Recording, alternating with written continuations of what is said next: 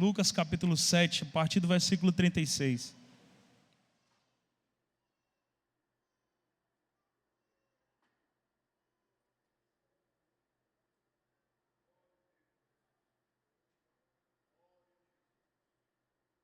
Lucas 7, a partir do versículo 36, talvez eu tenha uma versão um pouco diferente, estou usando a NVT, mas se os irmãos puderem acompanhar e deixar a Bíblia aberta, a gente vai comentar um pouco sobre esse texto.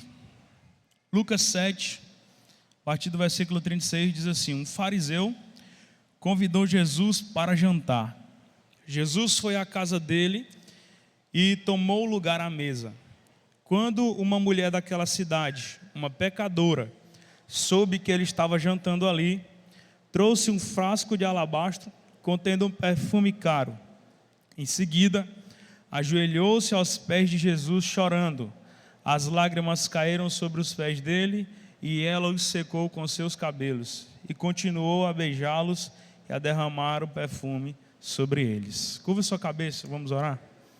Senhor Deus eterno Pai, nós te agradecemos, Jesus, pela tua graça, pela tua misericórdia, e reconhecemos que só a tua morte na cruz do Calvário foi suficiente para que nós possamos, Deus, um dia estar contigo no céu de glória. Então, Deus, eu te peço, conduz, Jesus, a ministração dessa palavra, que a minha boca seja apenas canal, para que o teu Espírito possa falar à igreja. Assim eu te peço e te agradeço, em nome de Jesus. Meus irmãos, talvez você tenha um pouco de dificuldade de entender algumas coisas que eu vou falar, porque desde dia 21 de janeiro eu fui acometido de uma paralisia facial, e quando eu começo a falar bastante, eu ainda tenho um pouco de dificuldade de pronunciar algumas palavras, depois de alguns minutos. Eu peço que os irmãos tenham paciência comigo, eu acredito que vai dar tudo certo, amém? Meus irmãos, em Lucas capítulo 7, Lucas vai escrever e ele inicia a sua escritura falando sobre um dos milagres que Jesus realizou.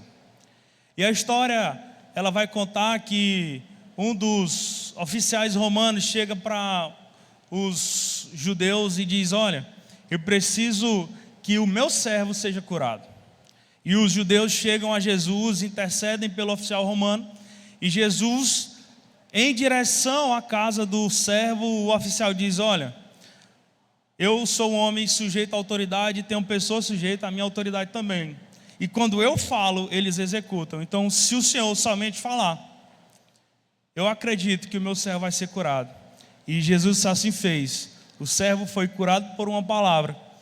E Jesus disse a seguinte frase para ele: eu não vi em todo Israel homem com tamanha fé.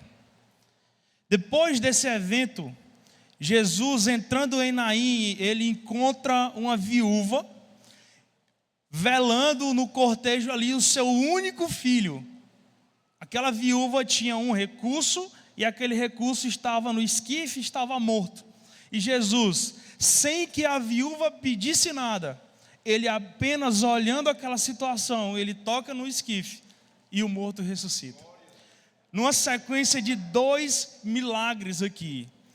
E agora, ainda no capítulo 7, o escritor narra uma terceira história. E essa terceira história é a história de João Batista. João Batista, nesse momento, ele está preso.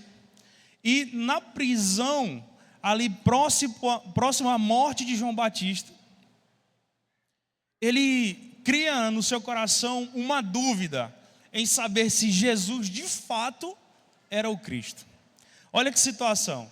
João Batista, que batizou Jesus, que viu a pomba do céu descer, o Espírito Santo descer como uma pomba, e ouviu do céu uma voz dizendo: esse é o meu filho amado, de quem eu tenho muito prazer.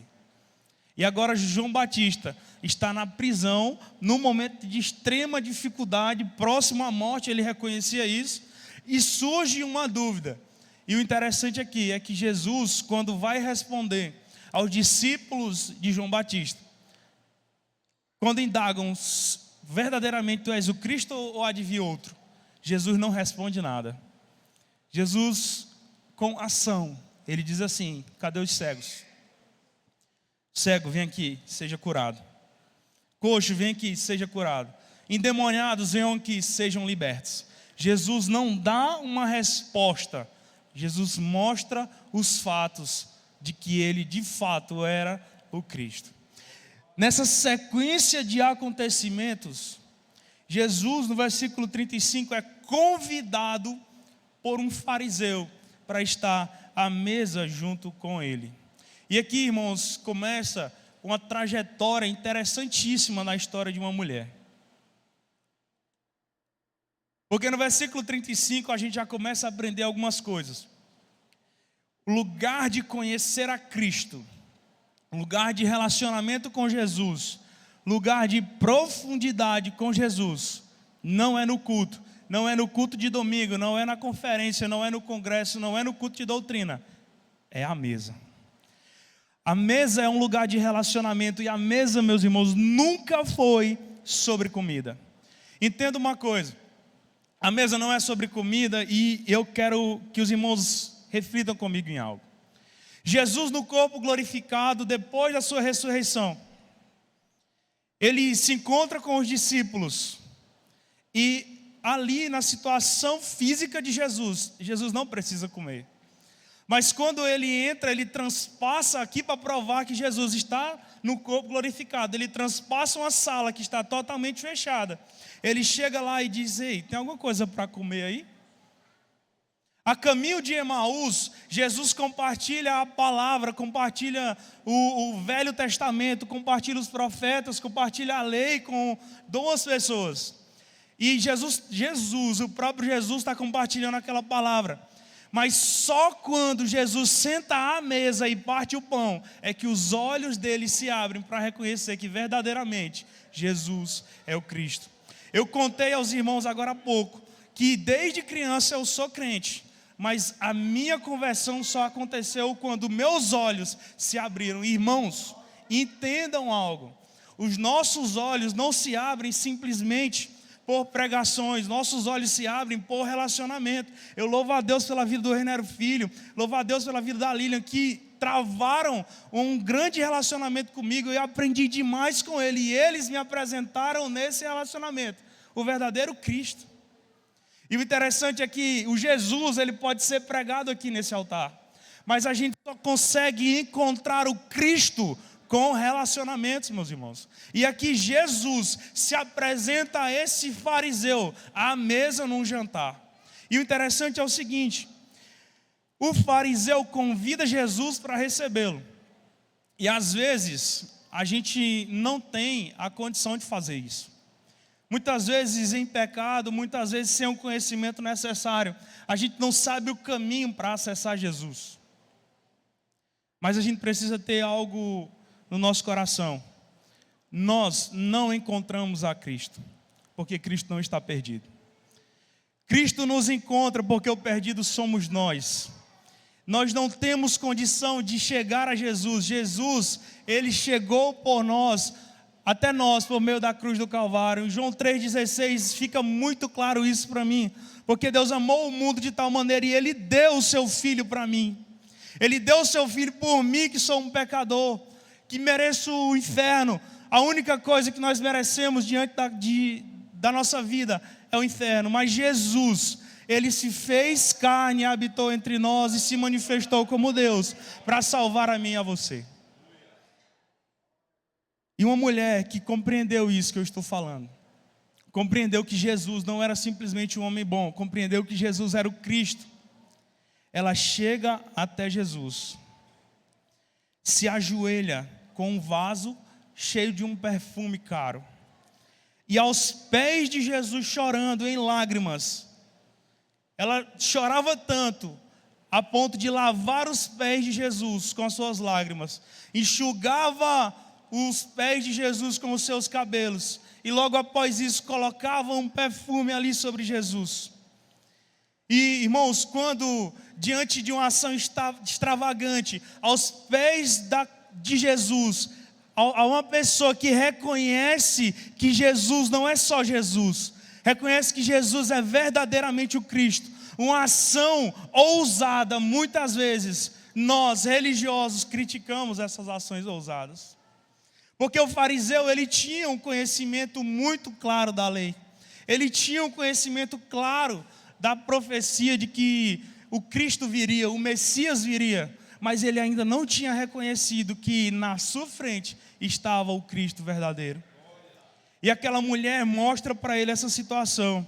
E ainda com seus olhos fechados, no versículo 39, a Bíblia diz que quando o fariseu que havia convidado Jesus viu isso, disse consigo: se este homem fosse profeta, saberia que tipo de mulher está tocando nele. Ela é uma pecadora. E aqui eu queria tomar a atenção dos irmãos para uma situação.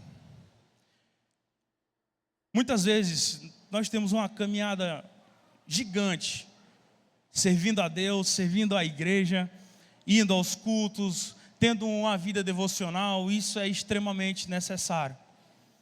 No entanto, nem todas as vezes, nem todos nós compreendemos que, apesar dos pesares, apesar de todas as coisas que nós façamos, nós continuamos sendo diante de Deus o maior dos pecadores. Irmãos, não há nada que nós possamos fazer para que o Senhor nos olhe como santos, porque em Romanos, Paulo vai escrever e dizer: todos pecaram e destituídos estão da glória de Deus. Não há nada que eu e você possamos fazer. Em Efésios capítulo 12, o mesmo Paulo vai dizer: olha, pela graça vocês são salvos mediante a fé. Isso não vem de vós, é dom de Deus. Apesar de todas as nossas atitudes de servidão, nós não somos capazes de salvar a nós mesmos.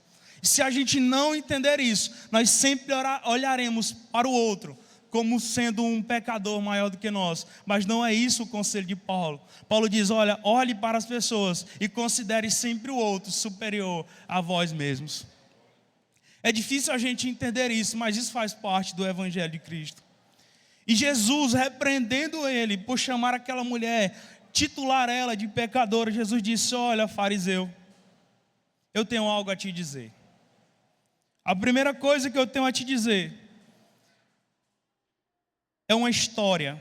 E no versículo 41 Jesus fala: um homem emprestou um dinheiro a duas pessoas, 500 moedas de prata a uma delas e 50 a outra. Como nenhum dos devedores conseguiu lhe pagar, ele generosamente perdoou ambos e cancelou sua dívida.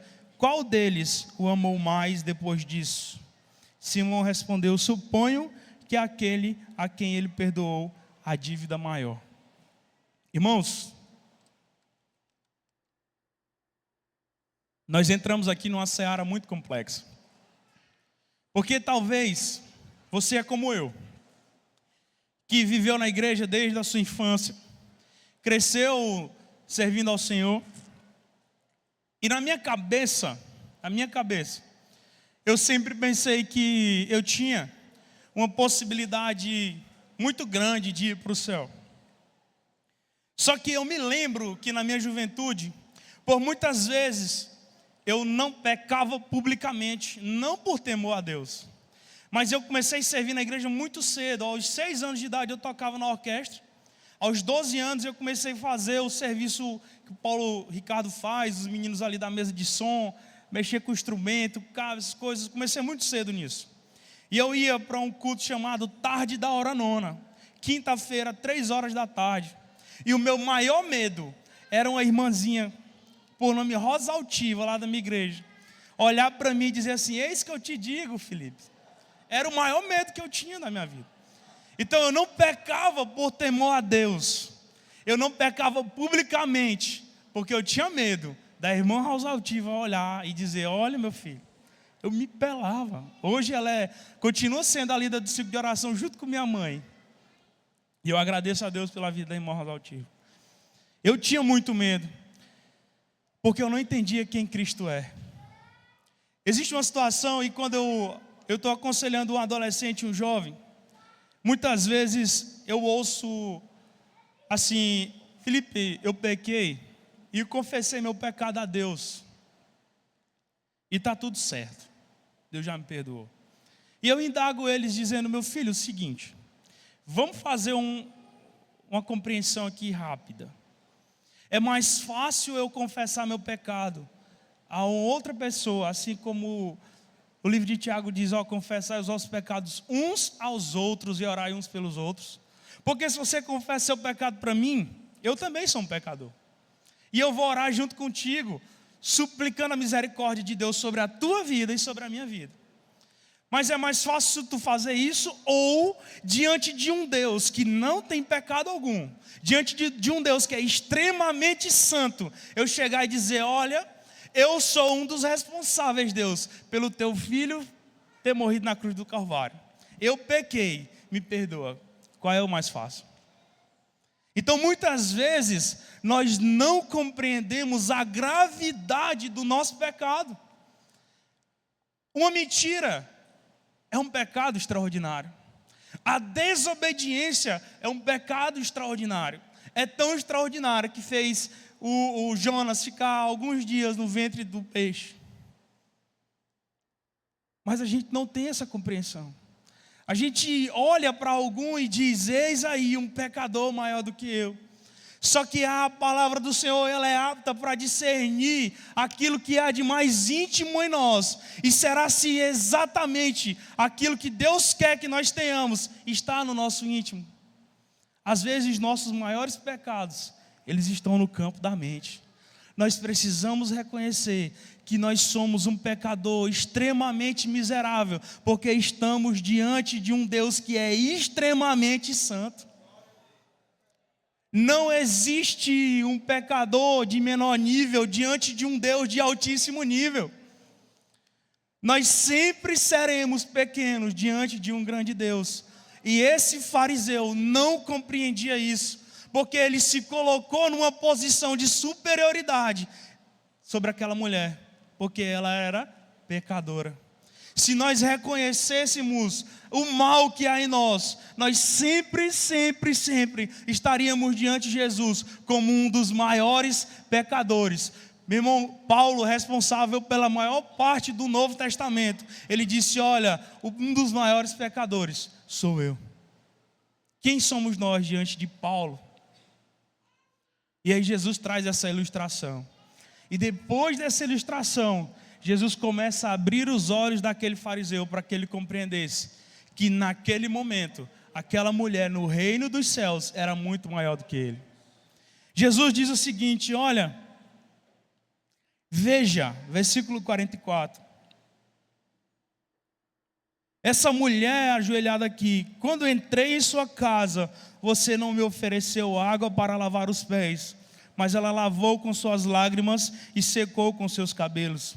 Você não me cumprimentou com um beijo, mas desde a hora que eu entrei, ela não parou de beijar os meus pés. Você não me ofereceu óleo para ungir a cabeça, mas ela ungiu os meus pés com um perfume raro. Irmãos, aqui nós temos 3 elementos apresentados por Jesus. O primeiro é a água, o segundo é o beijo e o terceiro é o óleo. E Jesus, tomando essa situação, ele diz, olha meu filho, quando eu entrei aqui com os pés sujos da areia do deserto, você não foi digno o suficiente para me oferecer água como um ritual normal para que eu lavasse os meus pés. Você fazendo isso, não estaria fazendo nada de extraordinário, era só cumprindo o protocolo, mas você foi incapaz de fazer isso. E essa mulher foi muito além do protocolo. Essa mulher não simplesmente pegou uma água e lavou os meus pés. Essa mulher chorou aos meus pés a ponto de lavá-los. E ela usou do seu cabelo aquilo que cobria a sua vergonha, aquilo que expunha a sua dignidade. Ela pegou isso e enxugou os meus cabelos. O meu entendimento a respeito desse elemento é que muitas vezes a água a gente oferece a Jesus. Nosso rito, vir aos cultos, orar, jejuar, ler a Bíblia. Mas nem sempre nós fazemos isso de todo o nosso coração. O interessante aqui é que a água dessa mulher, ela fluía de dentro. A água dessa mulher fluía de dentro, as lágrimas saíam de seus olhos. E o interessante é que, lembra quando Jesus se encontrou com uma mulher na beira do poço? Ela disse: olha, se tu beberes da água que eu te der, rios de águas vivas fluirão do teu interior. O que o Senhor quer de nós é aquilo que flua de dentro. E o interessante é que tudo que flui de dentro foi Deus quem nos deu. Nós não conseguimos dar nada a Deus verdadeiramente que Ele já não nos tenha dado antes. Porque Jesus disse para aquela mulher no poço: olha, eu vou te dar uma água, e quando eu te der, essa água viva vai fluir diante de ti, de dentro de ti. Nós precisamos compreender que a nossa adoração verdadeira não é cumprir o ritual, dar água para lavar os pés, mas é disponibilizar aquilo que flui de dentro para que nós possamos oferecer aos pés de Jesus Cristo. O segundo elemento aqui é o beijo, e o beijo também é um elemento de observação ali, de honra. E quando alguém cumprimentava com um beijo, você estava honrando aquela pessoa que estava recebendo. E o interessante é que esse beijo é um beijo no rosto. A cultura judaica dá um beijo no rosto como aspecto de honra. E aquela mulher ali, ela não beijou Jesus no rosto. Primeiro que ela não podia. Segundo, ela começou a beijar Jesus nos pés, em sinal de humilhação. E reconhecendo, meus irmãos, que apesar de termos acesso pleno a Jesus Cristo, nós precisamos sempre entrar em sua presença, reconhecendo que Ele é o Cristo e que nós dependemos dEle, reconhecendo que Jesus é extremamente santo e que nós dependemos de sua santidade para que nós possamos alcançar o céu. E o terceiro elemento é o perfume. Jesus disse para aquele fariseu: olha, você não ungiu minha cabeça com óleo, mas essa mulher ungiu os meus pés com perfume raríssimo. E o meu entendimento é que esse perfume, ao cair sobre os pés de Jesus, exalava aquele cheiro. Irmãos, e a cena na minha cabeça, ela é extraordinária. Aquela mulher lavando os pés de Jesus com aquele perfume, enxugando com os seus cabelos, inevitavelmente, aquela mulher ficou repleta daquele perfume também. Ela ficou ali tomada de sujeira, tomada de pó, tomada de lágrimas e tomada de um perfume. Agora imagina o Senhor Jesus ali exalando aquele cheiro maravilhoso, entrando no lugar e todo mundo: eita, que cheiro gostoso. E logo atrás vem aquela mulher com seus cabelos também molhados naquele perfume, e alguém diz: eita, essa mulher tem o cheiro de Jesus. Aquela mulher se humilhou aos pés do Senhor Jesus, entregou aquilo que saía de dentro, entregou tudo que ela tinha de mais raro, e ela tinha o cheiro de Jesus Cristo.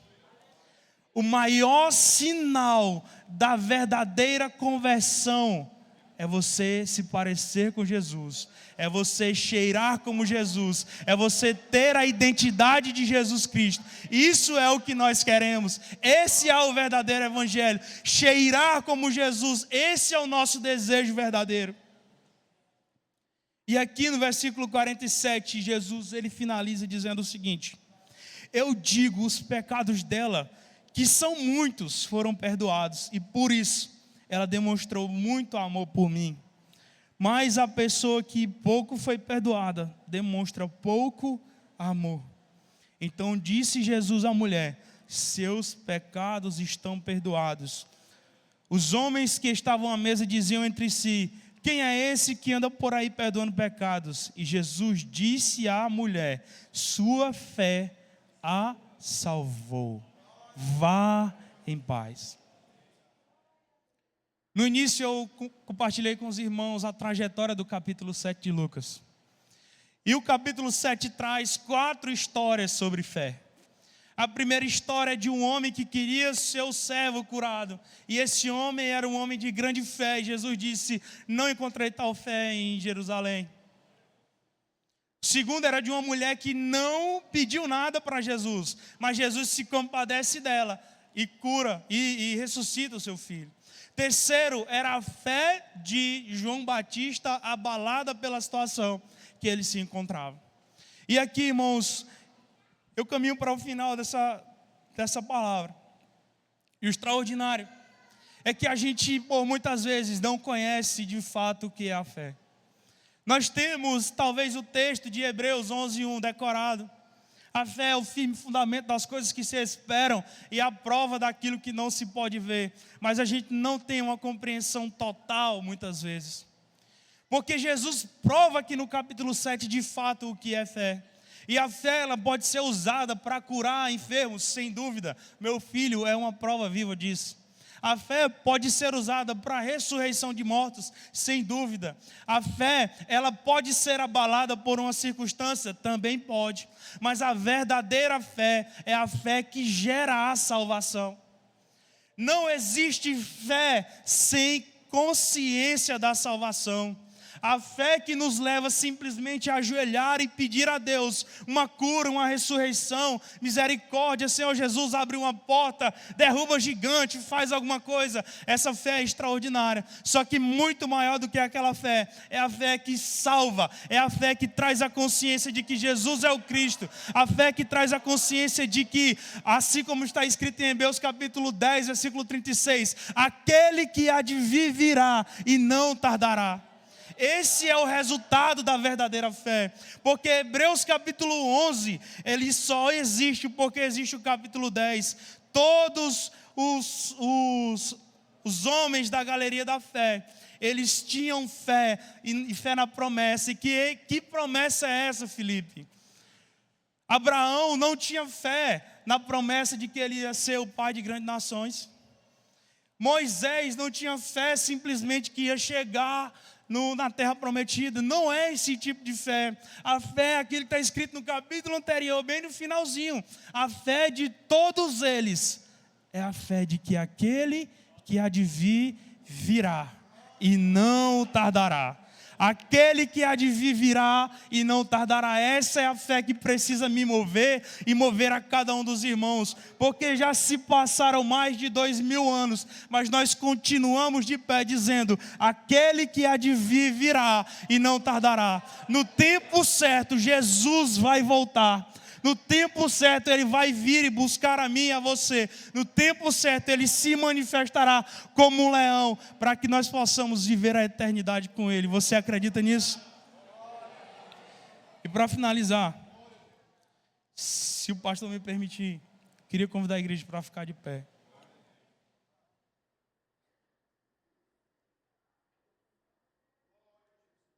E se você acredita nessa promessa, eu queria que os irmãos cantassem comigo, aclamando que Jesus virá. O hino da harpa cristã, e os irmãos vão saber até de cor. Canta comigo e diz assim: Jesus sim vem do céu em glória, Ele ecoa nova pelo mundo além.